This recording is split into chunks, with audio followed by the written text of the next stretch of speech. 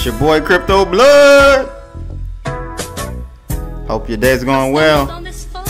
I stumbled on this old wallet and it kind of made me laugh. Took me way back down memory lane. What's going on, people? Today we're going to do a little something different today because I was talking to my good buddy, best friend I would call him, John App. Known John App for over 10 years now. We went to high school together, went to college together. That's my boy. We were talking about Bitcoin, the old days. And it's crazy you say the old days as in 5 years ago. But today we're gonna go back down memory lane. I'm gonna take you guys back to 2012, late 2012, 2013. We're just gonna kind of go through a few things. And actually what prompted me was my conversation with John App. And we talked about like the concept of Ethereum. Like I remember the concept of Ethereum and tokenization. And so we're gonna go over that. And I'm gonna play a video for you guys. For you guys that are a little bit newer in the game. You guys got it good. So I hope you guys enjoy this episode of My Two Satoshis. So first, like I said, I started in Bitcoin late 2012 into 2013. I saw and I have a lot of new subs. Some of you may have heard this story. I saw an article on Zero Hedge. Can't remember the title, but it was talking about this technology in this white paper by Satoshi Nakamoto, how it's decentralizing and changing the concept of money, trustless money, and all that good stuff. And that night, people, the article was so powerful and the idea was so new, and I knew it right away. That night, I went and bought 10 Bitcoins. I spent like $750, man. I went to CVS. That night. It was like 1:30, 2 o'clock in the morning. Went there. I tried to follow the instructions. Send the money. There were some issues. I had to go back home. And then went back to CVS. Did it again. Finally got it. And I was a little nervous because I didn't put the whole $750 at that point. I think I did like 300 just to test it. I was unsure. So then I went home, saw it posted to my, at that time, I can't remember his Charlie Shrim's company. It's on the tip of my tongue, but I can't remember. Anyway, I saw it was credited to my account in US dollars. So then at that point, what you have to do is switch it over, transfer that over to Mt. Gox, and then from Mt. Gox I was able to buy my first few Bitcoins. Once I had the Bitcoins, I then left the house again and went back and bought the rest. And from there, it's been history, people. And so I'm just gonna go through a couple things that I remember back in the day, back down memory lane. One, many of you probably heard this story, buying that infamous story of someone buying a pizza for I think like 10,000 Bitcoins or something crazy. I remember that story. That was crazy. But what people probably don't really recall or remember, and any of you who are veterans in the crypto space, let me know. Give me a shout out. Remember when that person bought the alpaca socks with Bitcoin? Oh man, I can't remember how much they spent. But I remember that, man, seeing that on Bitcoin Talk forums. Someone buying alpaca. I remember the site. I actually went to the site and everything.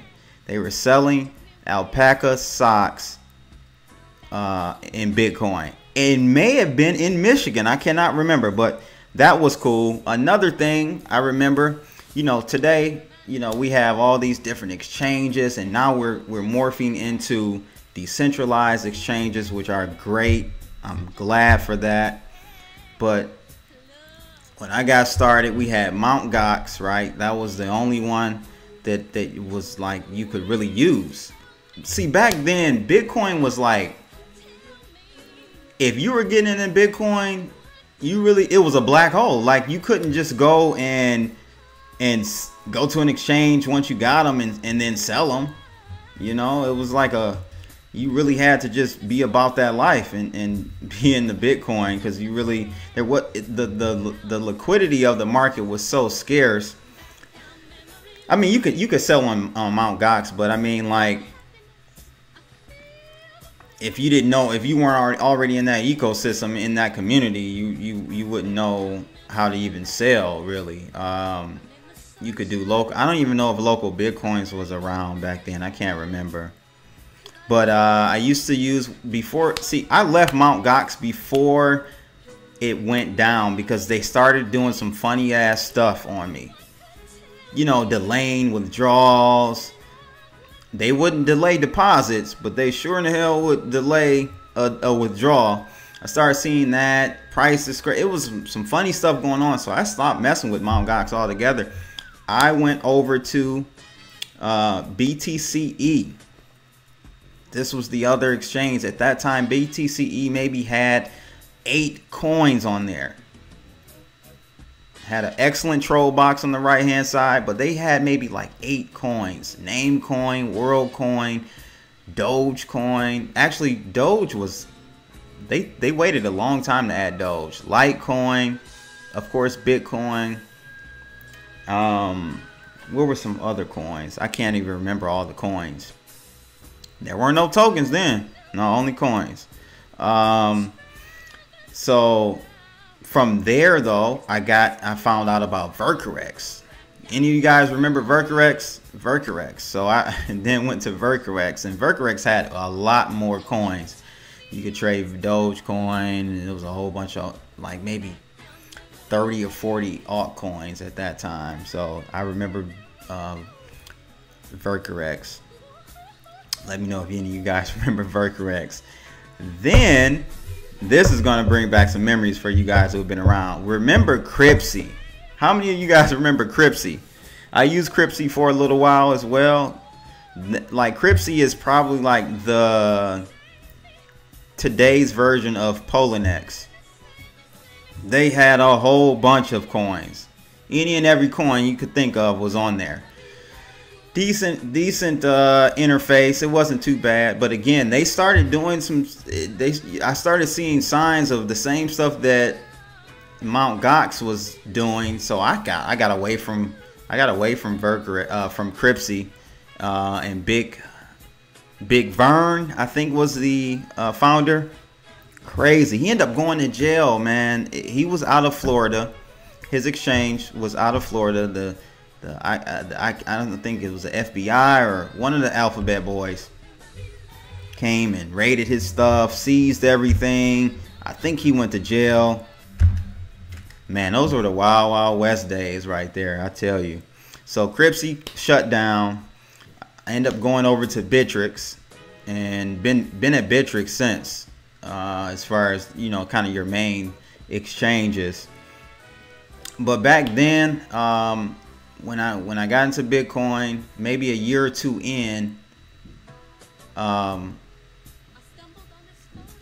easiest way to get back into fiat was to go buy gift cards, and that was revolutionary when Gift, and that's with a Y, and actually the CEO of Civic was a co-founder or founder of Gift.